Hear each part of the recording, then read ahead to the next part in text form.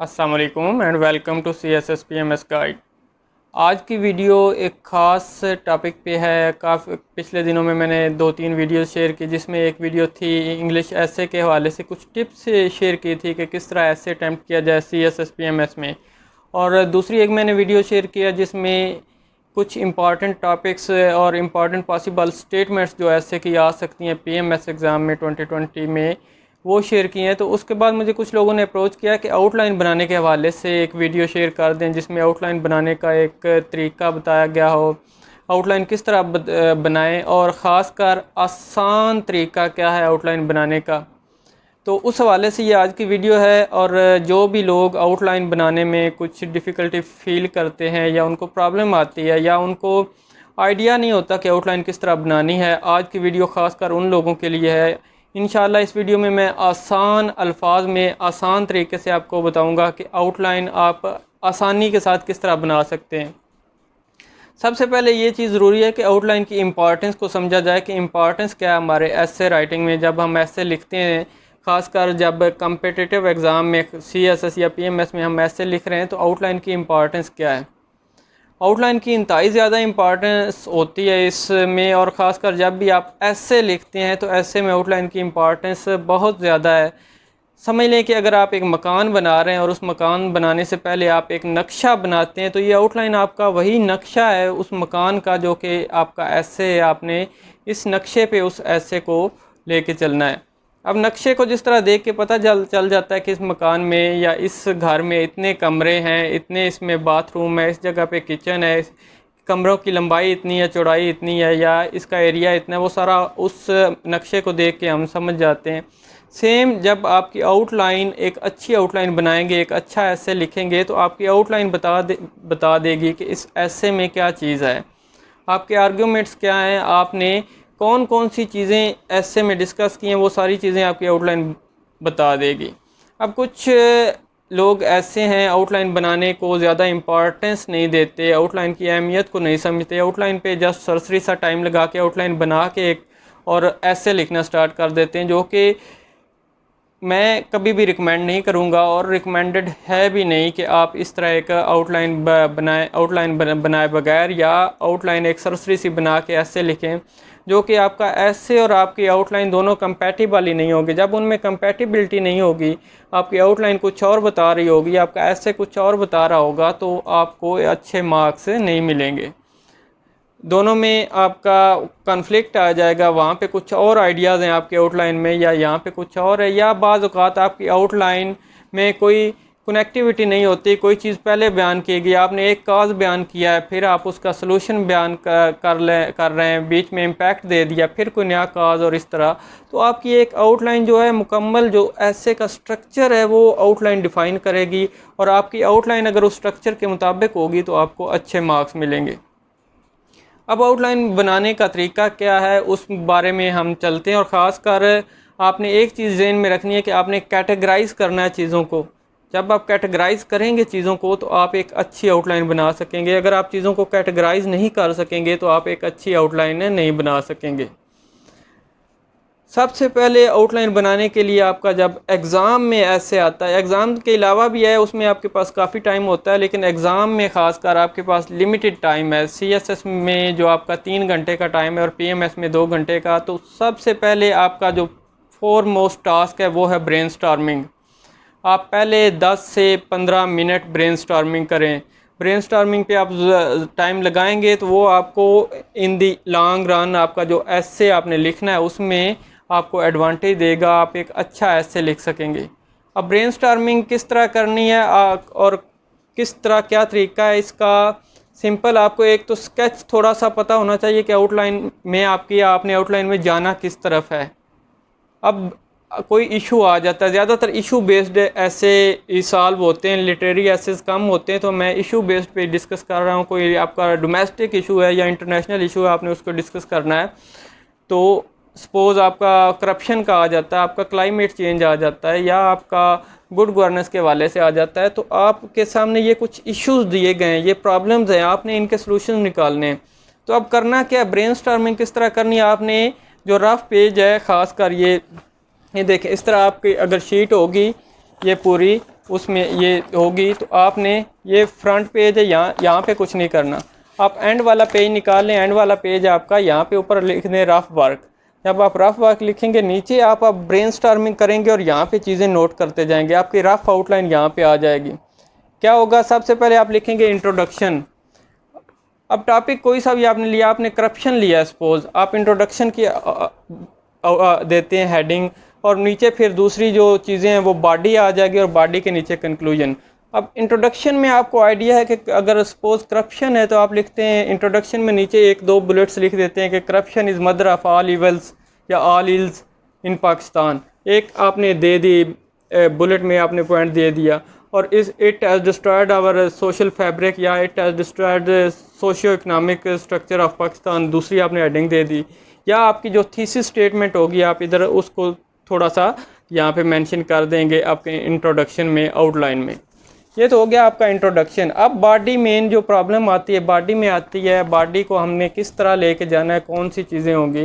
तो यहाँ पे आपकी ब्रेनस्टॉर्मिंग होगी बॉडी में। इंट्रोडक्शन में आपकी, कंक्लूजन में अलहदा चीज़ें, लेकिन यहाँ बॉडी पे आप ब्रेनस्टॉर्मिंग करेंगे। क्या करेंगे, एक टॉपिक आ जाता है करप्शन आ जाता है, गुड गवर्नेंस आ जाता है, क्लाइमेट चेंज, या कोई सा भी टॉपिक ले लें, वो टॉपिक आ गया, आपने क्या करना है, अब सोचना है आपने अपने जहन में उस टॉपिक को लेके, उस इशू को लेके आपके जहन में क्या क्या क्वेश्चंस राइज हो रहे हैं कि ये क्वेश्चंस हैं। सपोज करप्शन है, आप करप्शन के बारे में आपका पहला जो क्वेश्चन राइज होगा, करप्शन क्यों हो रही है, इसकी क्या वजूहात हैं, ये हमारे काजेज़ हो जाएंगे, काजेज़ ऑफ करप्शन। आपके जहन में एक क्वेश्चन राइज हुआ, क्यों करप्शन क्यों हो रही है, इसके काजेज़ क्या हैं। या क्लाइमेट चेंज क्यों है, इसकी क्या काजेज़ हैं, क्या रीज़न है कि क्यों ये क्लाइमेट चेंज हुआ है। ये जब ये चीज़ आप यहाँ पे डिस्कस करेंगे, क्लाइमेट चेंज के ये काजेज़ हैं, करप्शन के ये काजेज़ हैं, तो ये आपके काजेज़ में पहली हेडिंग आपकी मेन हेडिंग होगी, काजेज़ ऑफ करप्शन। ये आपकी ब्रेनस्टॉर्मिंग है। दो तीन चीज़ें लाजमी होंगी, काजेज़ होंगे उसके, फिर उसके बाद आ जाएगा ये जो काजेज़ हुए हैं इसकी वजह से करप्शन हो गई है, तो अब इसके इम्पैक्ट्स क्या हुए हैं सोसाइटी पे या हमारे मुल्क पे, या इसने हमारा जो इफ़ेक्ट्स क्या किए हैं, इम्पैक्ट्स क्या हैं इसके कॉन्सिक्वेंसेस क्या हैं। ये चीज़ें आ जाएंगी आपकी दूसरी हेडिंग जो मेन हेडिंग है। अब कॉन्सिक्वेंसेस भी आपने लिखने, या इम्पैक्ट्स लिखने, या इफ़ेक्ट्स लिखने, और पहले नंबर पे काजेज़, ये दो हेडिंग्स आपके पास होगी। तीसरी मेन हेडिंग होगी, अब काजेज़ भी हो गए, आपने उसके इम्पैक्ट्स भी बता दिए, अब बताना है कि इसको हमने ख़त्म कैसे करना है, या हम इस प्रॉब्लम से बाहर कैसे निकल सकते हैं, इस प्रॉब्लम के हमारे पास सॉल्यूशंस क्या हैं, हम क्या सजेशंस दे रहे हैं। ये आपकी तीसरी मेन हेडिंग हो जाएगी जो आउटलाइन में, और इसके बाद आपने कंक्लूजन की तरफ जाना है। अब इन हेडिंग्स को हम ज़रा ब्रीफली देख लेते हैं कि जब आप ब्रेनस्टॉर्मिंग कर रहे हैं, आपने ये 3-4 हेडिंग्स दे ली, 5 हेडिंग्स दे ली, या समटाइम्स ऐसे होता है जिस तरह कश्मीर का आ गया, कश्मीर डिस्प्यूट आ गया, या आप पैलेस्टीन इशू आ गया, तो वहाँ पे आपने थोड़ा सा हिस्टोरिकल बैकग्राउंड भी, उसका जो काजेज़ हैं उससे पहले हिस्टोरिकल बैकग्राउंड शामिल करना है। फिर उसमें क्या क्या काजेज़ हैं आपने बता देना है कि ये इश्यूज़ हैं, इस तरह उनकी सेटलमेंट के बाद वो बैतुल मुक़द्दस पे कब्ज़ा चाहते हैं, वो यरूशलेम का कंट्रोल चाहते हैं, वो मतलब ये काजेज़ आ जाएंगे। और फिर आप कहेंगे इन्फ्लुएंस ऑफ वेस्ट उसमें आ गया, यूएसए के जो है वो सपोर्ट कर रहा है उसको, ये सारे उसके आप काजेज़ दे सकते हैं। या आप दे सकते हैं ज्यूज़ हेजेमनी है उधर, तो कोई भी आप काजेज़ दे रहे हैं ये उसके काजेज़ आ जाएंगे। लेकिन उससे पहले अगर ये या कश्मीर का आ गया, कश्मीर में आप काजेज़ दे देते हैं, तो उससे पहले आपने थोड़ी सी उसका हिस्टोरिकल बैकग्राउंड भी शेयर करना ज़रूरी है, वो भी आपके आउटलाइन में आएगा। अब चलते हैं उसमें काजेज़ में। अब कुछ ऐसे करप्शन हो गया, आप करप्शन के अगर काजेज़ लिखेंगे, गुड गवर्नेंस या बैड गवर्नेंस है पाकिस्तान में उसके काजेज़ लिखेंगे, या कोई और सोशल प्रॉब्लम है, सोशल इशू है उसके प्रॉब्लम लिखेंगे। अब उसको आप किस तरह करेंगे, उसमें आप प्रॉब्लम लिखेंगे, नंबर 1 सब हेडिंग्स फिर करेंगे, कैटेगराइज करना है चीज़ों को, ये ज़हन में रखना है। जब कैटेगराइज करेंगे आपकी आउटलाइन एक डिटेल्ड आउटलाइन बनेगी, और जितनी आउटलाइन आपकी जितनी डिटेल्ड होगी उतने आपको एडवांटेज मिलेगा ऐसे में ऐसे लिखने में। किस तरह करना है, आप काजेज़ में आप लिखते हैं इसके पॉलिटिकल काजेज़ करप्शन के ये हैं, इसके पॉलिटिकल के बाद आपने लिखा है सोशियो इकनॉमिक काजेज़ ये हैं, एडमिनिस्ट्रेटिव काजेज़ भी हैं इसके ये हैं। जब ये 2-3-4 आप कैटेगराइज करेंगे, चीज़ों को कैटेगराइज करके आप काजेज़ लिख देंगे, तो आपको आपका ऐसे एक खूबसूरत शक्ल में बनता जाएगा। और फिर आपने ऐसे भी वही लिखना है, उसी तरह वो आपके सामने सारी हेडिंग्स मौजूद होगी, आउटलाइन आपने लिखी होगी, तो आप ऐसे लिख सकते हैं। इम्पैक्ट्स क्या किए हैं इस करप्शन ने हमारी सोसाइटी को तबाह कर दिया है। हमारा जो समझ लें इदारों पर से एतमाद उठ गया लोगों का, नेपोटिज्म है, फेवरेटिज्म आम है। ये चीज़ें आप अगर कोई चीज़ लिखनी है तो वो मुकम्मल एक बुलेट फॉर्म में आप लिख देंगे, ये उसके इम्पैक्ट्स आ जाएंगे, इसके कॉन्सिक्वेंसेस ये होंगे। या पाकिस्तान जो इसमें आ जाता है कि जो ग्लोबल परसेप्शन इंडेक्स है ट्रांसपेरेंसी इंटरनेशनल की तरफ से, पाकिस्तान उसमें इस इतने दर्जे पर है, 117 है या 120, वो आपने उस पर देख के जाना है जो CPI है वहाँ पे किधर रैंक कर रहा है पाकिस्तान, वो रैंकिंग आप बता सकते हैं। या बैड गवर्नेंस है, बैड गवर्नेंस की वजह से क्या हुआ है, हमारी जो फॉरेन डायरेक्ट इन्वेस्टमेंट है वो श्रिंक हो गई है, हमारे इदारे तबाह हो गए, हमारा जो हेल्थ सिस्टम है वो परफॉर्म नहीं कर रहा, हमारी इकानमी तबाह हो गई है। ये सारी चीज़ें आपने उधर इम्पैक्ट्स में लिखनी, और इम्पैक्ट्स जब लिखेंगे तो ये सारे चीज़ें इम्पैक्ट्स में आ जाएंगी, इसके ये इम्पैक्ट्स हुए, ये इफ़ेक्ट्स हुए हमारे ऊपर। इस तरह ये चीज़ें आप ब्रेन स्टॉर्मिंग करेंगे जब 10 से 15 मिनट, ये आपके जहन में आइडियाज़ आते जाएंगे। जब चीज़ों को कैटेगराइज कर लिया है तो फिर हर कैटेगरी से रिलेटेड 2-2, 3-3, 4-4 पॉइंट्स आपके जहन में ऑटोमेटिक आ ही जाएंगे कि ये चीज़ें। जब तक आप कैटेगराइज नहीं करेंगे, कभी वो पॉइंट आ रहा है ऊपर वाला, कभी नीचे वाला, कभी, तो आपको पता ही नहीं है कि स्ट्रक्चर किस तरफ लेके चलना है। जब कैटेगराइज कर लेंगे एक स्ट्रक्चर आपके पास आता जाएगा, ये स्ट्रक्चर है। अगर पॉलिटिकल काज है, मैंने पॉलिटिकल में लिख दिया, इकनॉमिक है, सोशियो इकनॉमिक है, वो उधर लिख दिया, मेरे पास एडमिनिस्ट्रेटिव काज है, मैंने उधर लिख दिया। तो सेम आपका जब उन काजेज़ को लिख दिया है, अब आगे इम्पैक्ट्स भी आपके जहन में आएंगे, तो वो इम्पैक्ट्स वाले आप जो हेडिंग्स है उसके नीचे आप इम्पैक्ट्स लिख देंगे, 3, 4, 5, 6, 7 जितने आ जाते हैं। सपोज़ आपका क्लाइमेट चेंज है, हम उसका कहते हैं कि जी काजेज़, अब इसमें आप अगर पॉलिटिकल या वो चीज़ें नहीं लिखते, आप इसके काजेज़ लिख देते जी एमिशन ऑफ कार्बन डाइऑक्साइड, वो बड़ा काज है। अब एमिशन ऑफ कार्बन डाइऑक्साइड आप एक हेडिंग बना लेते हैं, इसके नीचे आप अगर एमिशन ऑफ कार्बन डाइऑक्साइड के नीचे इसकी सब हेडिंग्स आ जाएंगी। आप कहते हैं जी इंडस्ट्रियलाइजेशन है, जो फैक्ट्रीज़ हैं उनके धुआं या वहाँ से ये हो रही है, ये जो है आपकी ट्रांसपोर्ट है या ट्रैफिक है, इसकी वजह से ये चीज़ें हो रही हैं। ये सारी चीज़ें आप जो जो जहन में आएंगे, फिर आप इसका लिखते हैं जी हमारा अगला काज क्या है, इसका काज है जी डिफॉरेस्टेशन की वजह से ये चीज़ें हो रही हैं, तो ये चीज़ भी आप उसमें लिख देंगे। फिर आप लिखते हैं जी क्लोरोफ्लोरोकार्बन है, वो क्या है, रेफ्रिजरेटर से आ रहे हैं, उसकी आप सब हेडिंग या आप क्या चले जाएंगे, रेफ्रिजरेटर से या एयर कंडीशनर से वो क्लोरोफ्लोरोकार्बन हम इमिट कर रहे हैं, तो उस वजह से ओजोन लेयर डिप्लीट हो रही है, तो ये वो भी एक रीज़न है इससे ग्लोबल वार्मिंग की या क्लाइमेट चेंज की। फिर इम्पैक्ट्स में आप आते हैं, इम्पैक्ट्स में आप कहते हैं कि जी हमारी एरिड लैंड जो है वो डेजर्ट्स में चेंज हो रही है, या जो है, मतलब इस तरह आप जो भी उसके इम्पैक्ट्स देंगे, या हमारा जो हेल्थ है इश्यूज़ आ रहे हैं, डिजीज़ आ रही हैं, कैंसर या इस किस्म की दूसरी बीमारियां फैल रही हैं, ये सारी चीज़ें आप इम्पैक्ट्स में बताते हैं। फिर सोल्यूशन में आप जाते हैं, सोल्यूशन में जी हम कार्बन डाइऑक्साइड के एमिशन को कम करेंगे, हम जो आपका है दूसरा क्लोरोफ्लोरोकार्बन इनके एमिशंस को या इनको कम करेंगे, और हम एफॉरेस्टेशन करेंगे, जंगलात लगाएंगे, दरख्त लगाएंगे। अगर ये लगाएं तो ये हमारा जो क्लाइमेट चेंज है हम या ग्लोबल वार्मिंग हो रही है, हम उस पर काबू पा सकते हैं। ये सारी चीज़ें आपकी ब्रेन स्टॉर्मिंग से होंगी, जो पहले 10-15 मिनट आप करेंगे, आप अपने बैक पे रफ आउटलाइन बनाएंगे और वहाँ पे ये चीज़ें मेंशन करते जाएंगे, छोटे छोटे पॉइंट लिख लें। आप जब डिटेल्ड आउटलाइन बनाएंगे सामने फ्रंट पेज पे जो ऐसे के शुरू में, तो वहाँ पे आप वो लंबे पॉइंट, लेकिन वहाँ पे ब्रेनस्टॉर्मिंग में आप छोटे छोटे पॉइंट्स लिखें, आपको आइडिया हो जाए ये पॉइंट्स है मेरे, ये मेरा ऐसे का आउटलाइन होगी, ये मेरे ऐसे का स्ट्रक्चर होगा, और इस तरह हम चलते जाएंगे। फिर आ जाएं आप जब आपके आज आप सजेशंस देनी है आपने कि हम इस प्रॉब्लम से कैसे निकल सकते हैं। ऐसे बेसिकली आपका प्रॉब्लम था, उस प्रॉब्लम के आपने काजेज़ ढूंढ के आपने उसके इम्पैक्ट्स भी बताया कि अब काजेज़ ये थे, इस वजह से ये प्रॉब्लम हुई और इसके ये इम्पैक्ट्स हुए। अब इस प्रॉब्लम से निमटने के लिए, इसको हल करने के लिए हमें ये चीज़ें चाहिए। अब क्या है, करप्शन हो गई, अब गुड गवर्नेंस हो गया, जिस तरह मैंने पहले बताया। आप कहते हैं जी हमने इसका करना है जो पॉलिटिकल जो सॉल्यूशंस है वो ये हैं, या सजेशंस है जो एडमिनिस्ट्रेटिव तौर पे हम ये कर सकते हैं, और जो है सोशियो इकनॉमिक तौर पे हम ये चीज़ें कर लें तो हम इन चीज़ों से निकल सकते हैं, हम करप्शन को ख़त्म कर सकते हैं या कम कर सकते हैं, या हम पावर्टी को एलिविएट कर सकते हैं, ये चीज़ें।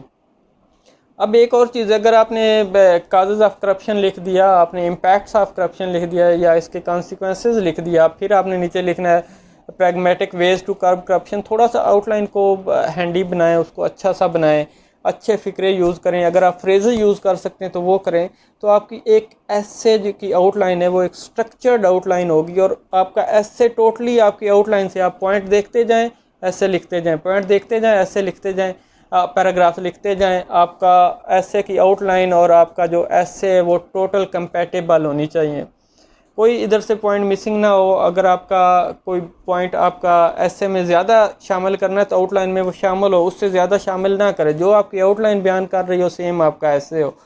जब ये दोनों चीज़ें कंपैटिबल होंगी, एग्ज़ामिनर आपके जो है वो एक अच्छा पेपर चेकर पे एक अच्छा इमेज पड़ेगा, आपका एक अच्छा तासुर देगा और वो आपको ज़रूर अच्छे मार्क्स देगा। अब आउटलाइन बनाने पे कितना, आप बेशक 40-45 मिनट लगाएं, लेकिन आउटलाइन पे लगाएं। मैं समझता हूँ कि आपके ऐसे में सबसे ज़रूरी चीज़ आपकी आउटलाइन है। अगर आपने अच्छी आउटलाइन बना ली है तो आपका ऐसे अच्छा है। अगर आपकी आउटलाइन अच्छी नहीं है तो आपका ऐसे जैसा भी आपको अच्छे मार्क्स नहीं देगा। आउटलाइन आपकी कोहेरेंस हो, आपकी पॉइंट वाइज इस तरह आप कैटेगराइज़ किया हो चीज़ों को और कैटेगराइज़ करके लिखा हो, और हर कैटेगरी में उससे रेलेवेंट चीज़ें लिखी हो, तो आपको अच्छे मार्क्स मिलेंगे। ये चीज़ें कैसे आएंगी, जब चीज़ों को कैटेगराइज़ करेंगे ब्रेनस्टॉर्मिंग में, तो आपके पास 3-3, 4-4 पॉइंट्स निकल आएंगे। और अगर 3-3, 4-4 पॉइंट्स निकल आते हैं, इनफ हैं, ज़्यादा नहीं भी निकलते, 3-4 पॉइंट्स आप हर चीज़ के समझे 3-4 पैराग्राफ हो जाते हैं। 3-4 पॉइंट्स के आप एक पॉइंट पे एक पैराग्राफ लिख सकते हैं, चाहे आप 10 सेंटेंस का लिख सकते हैं, छोटे लिख लें। अपने टाइम को देखते हुए लिखने, ज़रूरी नहीं कि आप ऐसे को लेंथी करते जाएं, आप अपने टाइम को देखते हुए उसके जो पैराग्राफ्स है लिखेंगे। 8-10 सेंटेंस पे हो सकता है, 12 पे हो सकता है, वो आपने अपने टाइम के हवाले से देखना है। और टाइम इस हवाले से कि एटलीस्ट आपका जो कंक्लूजन है उसके लिए आपके पास 10 मिनट बच जाएँ, 10 से 15 मिनट, 10 मिनट अगर बच जाएँ तो आप कंक्लूजन अच्छा लिख सकेंगे। ये चीज़ होगी आपकी आउटलाइन में। इसमें मैंने जो मेन पॉइंट्स थे ब्रेनस्टॉर्मिंग से रिलेटेड, वो फिर वही है कि आपके जहन में क्वेश्चन अराइज होंगे। मैं दोबारा बता रहा हूँ, क्वेश्चन को अराइज करें, क्वेश्चन उसके बारे में बनाएं, उस प्रॉब्लम को लेके जब क्वेश्चन बनाएंगे तो आपकी आउटलाइन बन जाएगी, और आउटलाइन बनेगी तो वो आपको अच्छे मार्क्स देगी। ये चीज़ें थी, ये कुछ पॉइंट्स थे आउटलाइन से रिलेटेड। इसको आप अगर देख लेते हैं, इन चीज़ों को अच्छे तरीके से कर लेते हैं, तो होपफुली आप एक अच्छी आउटलाइन बना लेंगे। आप इस तरीके पे अमल करते हुए नेक्स्ट जो मैंने टॉपिक्स शेयर किए हैं पीएमएस से रिलेटेड, कुछ दिनों में इनकी आउटलाइंस प्रिपेयर कर लें, अपने तौर पे बना लें और उनके पॉइंट से ऐड करते जाएं। और जब रफ आउटलाइन आप बना लें तो फिर उसके बाद आपको नीट साइड पे आना है, नीट साइड पे आप लिख लें और फिर ऐसे स्टार्ट करें। और कंक्लूजन जब देना है तो कंक्लूजन में भी वो चीज़ें थोड़ी थोड़ी आप 2-3 बुलेट्स आप कंक्लूजन लिख के नीचे, कंक्लूजन की हेडिंग के नीचे 2-3 या 1-2 बुलेट्स आप लिख दें तो वो बेहतर हो जाता है। या आप कोई कोटेशन लिखना चाहते हैं वो लिख दें, इंट्रोडक्शन में आप कोई कोटेशन लिखना चाहते हैं वो लिख दें। तो ये सारी चीज़ें आपके लिए हेल्पफुल होंगी ऐसे में, ऐसे आउटलाइन में, और आप एक अच्छी ऐसे आउटलाइन इस तरह लिख सकेंगे। मज़ीद अगर आपका इससे रिलेटेड कोई क्वेश्चन होगा तो आप क्वेश्चन में कर सकते हैं। मैं कोशिश करूंगा अगर मुझे टाइम मिला नेक्स्ट डेज़ में, क्योंकि अभी पीएमएस के लिए मेरी अपनी प्रिपरेशन भी है, तो अगर टाइम मिला तो मैं कुछ जो इंट्रोडक्शन लिखने के हवाले से या कंक्लूजन लिखने के हवाले से वो भी कोशिश करूंगा एक आध वीडियो अगर बन जाए। लेकिन ये इम्पॉर्टेंट वीडियो आप सब के लिए जो आउटलाइन वाली है, इस आउटलाइन वाली वीडियो पे जितनी भी चीज़ें मैंने बताई उन पे अमल करें, आप इंशाअल्लाह ऐसे का पेपर पास कर लेंगे और आपको प्रॉब्लम नहीं होगी, और आपको आउटलाइन बनाने में प्रॉब्लम नहीं होगी, आप एक अच्छी आउटलाइन बना सकेंगे। उम्मीद करता हूँ आपको ये वीडियो पसंद आई होगी। अगर मज़ीद आपका कोई क्वेश्चन है तो आप कमेंट बॉक्स में पूछ सकते हैं, या किसी टॉपिक के हवाले से आपको मुश्किल आ रही है ऐसे के हवाले से, या कोई और प्रॉब्लम आ रही है तो आप वो भी इसमें कमेंट कर सकते हैं। मैं इंशाल्लाह कोशिश करूँगा उन चीज़ों को एड्रेस करने की। थोड़ा सा टाइम का इशू बन सकता है, लेकिन मैं अपनी पूरी कोशिश करूँगा कि आपके जो भी कंसर्न्स होंगे उनको एड्रेस करने की पूरी कोशिश करूँ। होपफुली आपको वीडियो पसंद आई होगी। अगर वीडियो पसंद आई है तो इसे लाइक कर दें और शेयर कर दें। मिलते हैं नई वीडियो के साथ, तब तक के लिए अल्लाह हाफिज़ and thank you for watching the video.